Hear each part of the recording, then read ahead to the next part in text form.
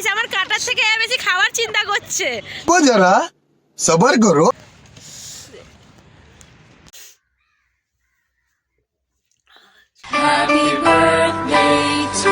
A few moments later.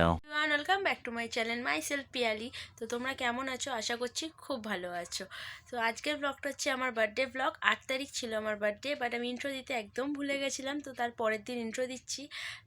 আজকে বেশি বকবক করব না, শুধু এইটুকুই বলবো কেউ ভিডিওটা স্কিপ করো না, ফুল ভিডিওটা দেখতে থাকো। এই প্রথমবার আমি গঙ্গার পাড়ে গিয়ে ভোরবেলা কেক কেটেছি, মানে আলাদা একটা অনুভূতি। প্রচণ্ড মজা করেছি। তোমরা এই ব্লগটা পুরোটা দেখলে বুঝতে পারবে আমি কি মজা করেছি। তাই পুরো ব্লগটা দেখতে থাকো, বেশি বকবক না করে চলো ভিডিওটা স্টার্ট করে যায়। লেটস। আজ হচ্ছে আমার বার্থডে আর আমি ঘুমিয়ে পড়েছিলাম। রাত্রির 12টার সময় আমাকে তোলে আমার মা, কারণ আমার জন্য একটা কেক নিয়ে আসা হয়েছিল। আর আমার বোন ভালো করে ভিডিওটা করতে পারেনি, সেই জন্য আমি অত ভালো করে দেখাতে পারছি না। আর আমার করার মতো কোনো ইচ্ছা হচ্ছিল না, কারণ আমার লিওকে আমি খুঁজে পাচ্ছিলাম না। আর বার্থডের দিনকেই যে এরকম কিছু হবে সেটাও তো আমি ভাবতে পারিনি। ও বেরিয়েছিল বিকেল 4টের সময়, আর আসার নাম হচ্ছিল না। ও সব রাস্তা চেনে, তারপরও আসেনি। আর ভোর 4টের সময় আমি এখানে উঠে পড়ি, কারণ আমার বন্ধুরা আমাকে একটা সারপ্রাইজ দেবে বলেছিল, আর ওদেরকে কথা দিয়ে দিয়েছি না গেলেও হবে না। তাই মুখ টুক ধুয়ে একটু কষ্ট হচ্ছিল সেই মুহূর্তে ও আসেনি। এই আবার চাদর নিয়েছি, যেহেতু প্রচণ্ড ঠান্ডা সেই জন্য। তো এখন পুরো অন্ধকার হয়ে আছে, দেখতেই পাচ্ছ পুরো অন্ধকার হয়ে আছে, কোনো লোক নেই গাইস রাস্তায়, একটা দুটো লোক আছে। লিও আসবে এই আশা নিয়ে আমি বেরিয়ে পড়ি। আমার ফ্রেন্ডদেরকে যেহেতু আমি কথা দিয়ে দিয়েছিলাম, তো ওরা বাস স্ট্যান্ডে দাঁড়িয়ে ছিল আর আমিও চলে এসেছিলাম।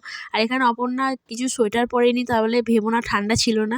ও পরেনি কারণ ওর ঠান্ডা লাগছিল না, বাট আমাদের অনেক ঠান্ডা লাগছিল। তো আমরা অটো করে চলে আসি শিয়ালদাতে, কারণ ডাইরেক্ট কোনো বাস পাচ্ছিলাম না। আমরা যাচ্ছিলাম প্রিন্সেপ ঘাটে, তো সেই জন্য আমরা বাস ধরার জন্য শিয়ালদায় চলে আসি। বাসে উঠে ওকে তো সবাই হাঁ করে দেখছিল যে ঠান্ডা লাগছে, আদেও কি ঠান্ডা আছে এটাই ভাবছে সবাই। তো আমরা ফাইনালি পৌঁছেও যাই প্রিন্সেপ ঘাটে। আর ভোরের এই সময়টা দেখতেই পাচ্ছ কত সুন্দর লাগছে। আর আমি তো সোয়েটার টোয়েটার পরেও আমি মাথায় চাদর নিয়ে নিয়েছিলাম, কারণ আমার প্রচুর ঠান্ডা লাগছিল। আর এই ভোরের সিনারিটা তো আলাদাই একটা অনুভূতি, জাস্ট ওয়াও বলতে গেলে।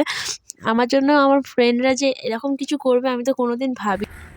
এই ভোরের এই গঙ্গার ভিউটা মানে কিছু বলার নেই, এতটা ভালো লাগছিল কি বলবো আমি। Happy birthday to you. Happy birthday to you. Happy birthday, happy birthday. Happy birthday. So cake কাটার পর আমি তো ওদের সবাইকে খাইয়ে দিচ্ছিলাম। আমি ফার্স্ট টাইম গঙ্গার পাড়ে কেক কেটেছি, আমার তো খুব ভালো লাগছিল। এরকম বন্ধু সত্যি সবাই পায় না। বলে না কথায় যে কম বন্ধু হোক কিন্তু ভালো বন্ধু হোক, তো আমারও এরকম কটা বন্ধু আছে, কম আছে কিন্তু অনেক ভালো আছে। তো ওখানে আমি কেক নিয়েই ডান্স করছিলাম, যেহেতু ওরা বক্সও নিয়ে গেছিলো গান চালিয়ে। তো এখানে সব কেক কাটাকাটি হচ্ছিলো, ভাগাভাগি হচ্ছিলো। ওরা সবাই মিলে তাড়াতাড়ি করে কেক খেয়ে নিচ্ছে। আর আমার অত সকাল সকালে সত্যি অত কেক খেতে ইচ্ছা করছিল না। তো আমরা এখানে সবাই মিলে ডান্স করছিলাম, গান সবাই দেখছে, ওখানে গান চলছিল আর সবাই যাচ্ছিল ওখানে এক্সারসাইজ করছিল, সবাই দেখছে, হ্যাপি বার্থডে বলছে। খুবই ভালো লাগছিল আমার। সো ভোরের বেলার এই ভিউটা, আর ওখানে ফটো তোলা হবে না এটা তো হতে পারে না, অনেক ফটো তুলেছি। আর আমরা নিজের চোখে সূর্য উদয়ও দেখেছি, খুব ভালো লাগছিল ওখানটাতে। আবার চলে এলাম প্রিন্সেপ ঘাটের ভেতরের দিকে। এসে এই বাচ্চাগুলোকে বিস্কুট খাওয়াচ্ছিলাম। আর জন্মদিন বলে কথা, ওদেরকে খাওয়াবো না, এমনিও খাওয়াই, বাট সেই দিনটা তো আমার স্পেশাল দিন, যেটা আমি ওদের সাথে কাটাতে আরও ভালোবাসি। তো আমার বন্ধুরা এখানে চা নিয়ে চলে এসেছিলো, আর আমি ওদের খাইয়েই চলে এসেছি চা খেতে। তারপর এগিয়ে চলেছে, মেয়েরা আমাকে আগে ছেড়ে ছেড়ে চলে যাচ্ছিলো বারবার, কারণ আমি ফোনে কথা বলছিলাম আমার ফ্রেন্ডের সাথে। ওরা বারবার সব ফোন করছিলো হ্যাপি বার্থডে বলার জন্য। সো এখানে সকাল সকাল রাধাকৃষ্ণর নাম হচ্ছে গঙ্গার পাড়ে বসে, খুবই ভালো লাগছিলো। গাইস সবার আড্ডা মারা হয়ে গেছে, জন্মদিন শেষ, এবার যাবো ঘরে। বেরিয়ে পড়ি বাড়ি আসার জন্য। চলেছিলাম ছেঁড়া পাওয়াটা খেয়ে, তো খেয়েই চলে আসি বাড়ি। তো গাইস ফাইনালি পেয়ে গেছি আমি আমার লিওকে। কোথায় হারিয়ে গেছিলো বদমাসটা, তাই তো মা? হ্যাঁ গাইস, এবার আমি চান করতে যাবো। তো চলো চানটা করে আসি, এবার পুজোও দিতে হবে। অনেকটা দেরি হয়ে গেছে, যেহেতু প্রিন্সেপ ঘাট গেছিলাম, আসতে অনেকটা সময় চলে গেছে। এবার পুজোটা দিয়ে দিই। সকালবেলা ভেবেছিলাম না খেয়েই দেবো পুজো, কিন্তু বন্ধুদের সাথে থাকতে গিয়ে খেয়েই নিয়েছি। তো চানটা করিনি, তো চান করে চলো পুজোটা দিয়ে দিই, তারপর তোমাদের সাথে কথা হচ্ছে। তো পুরো ব্লগটা তোমরা দেখতে থাকো আজকে। চান করে আমি চলে এসেছি, প্রচণ্ড ঠান্ডা লাগছিল। মানে বলার মতো না, এত বেলা হয়ে গেছে কিন্তু ঠান্ডাটা লাগছিল। তো আমি পুজো দিয়ে দিয়েছি। এখানে দেখতে পাচ্ছি আমার গপুগুলো নতুন জামা পরেছে। আর আমাদের এই মা তারার ফ্রেমটাকে কেমন লাগছে আমাকে কমেন্টে জানিও। তো আর আমি চলে এলাম মন্দিরে পুজো দিতে। চলে এসছে, যে মায়ের মুখ দেখা যাচ্ছে না অন্ধকারে, তোমাদের ভালো করে অন্যদিন দেখাবো। ঘরে পুজো দিয়ে চলে আসছি মন্দিরে পুজো দিতে। আমার মা সকালে পুজো তো দিয়েই গেছিলো, আমি শুধু গেছিলাম জল ঢালতে। আর যেহেতু 12টা বেজে গেছিলো তাই মন্দিরটা তো বন্ধ করে দিয়েছিল, সেরকমভাবে তো ওদের মুখ দেখাতে পারিনি আমি। সো এখানে আমি চলে আসি, তারপরে ভোলে বাবার মন্দিরে ওখানেও জল ঢেলে চলে আসি বাড়িতে। তো বাড়িতে এসে দেখি রান্না হচ্ছে আমার জন্য। যেহেতু প্রত্যেক বছর মা দিদি কেউই ঘরে থাকে না, কারণ আমার রবিবারের দিনটা পড়ে না, সবাই কাজে যায়। তো এবারে রবিবারে পড়েছে বলে আমার পছন্দের রান্নাটাও হচ্ছে। আর আমি তারপর চলে আসি একটু শুতে, কারণ সকালবেলা উঠেছি কিন্তু ঘুমাতে তো পারিনি। আমি এখানে কিটির বাচ্চাদের সাথে খেলছিলাম, তারপর একটু মাংস কষা খেয়েছি। খেয়েই চলে আসি রেডি হতে। আর আমি নিজের থালা নিজেই সাজিয়েছি। তো আমার পছন্দের বেশি রান্না হয়নি, কিন্তু যেগুলো আমি পছন্দ করি সেটাই হয়েছে। ভাত, চিকেন, মাছ আর চাটনি হয়েছিল, সব কিছু মিশিয়ে। বাট আমি চাটনিটা সেরকম খাইনি।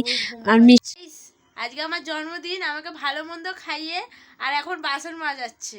দেখবে কত বাসন আছে, কত বাসন, বাইরে আরও বাসন আছে। গাইস ভেবেছিলাম তো একটু ঘুমাবো, বাট ঘুমাতে তো পারলাম না, কারণ অনেকটা দেরি করে খেয়েছি। বাসন মাজতে মাজতে এখন বেজে গেছে 5:30। তাই যখন সন্ধে দেবো, চলো ঠাকুরের জল টল তুলে আনি, তারপর সন্ধে দেবো। দিয়ে আর ঘুম হবে না, কারণ এখন ঘুমালে আর কোনো লাভ নেই, একেবারে রাত্রিরেই ঘুমাবো। ব্যাস ঘুমে গেল 12টা বেজে। সো বিকেলের দিকে আমি একটু রেডি হয়েছিলাম হালকা পাতলা, বেশি রেডি হয়নি কারণ খুবই ঘুম পাচ্ছিল। চোখ তো দেখে বুঝতেই পারছো আমার অনেক ঘুম পাচ্ছিল। তাও একটু সামনে রেস্টুরেন্টে খেতে যাবো বলে রেডি হয়েছিলাম, আর সাথে নিয়েছিলাম আমার বোনকে। তো আমি রাস্তায় বেরিয়ে পড়েছিলাম, আমরা হেঁটেই যাচ্ছিলাম, কারণ বেশি দূর না, 15 মিনিটের রাস্তা আমাদের ঘর থেকে। তো আমি আমার বোনকে বলছিলাম আমার বার্থডে না তোর, ওই বেশি সেজেছিল।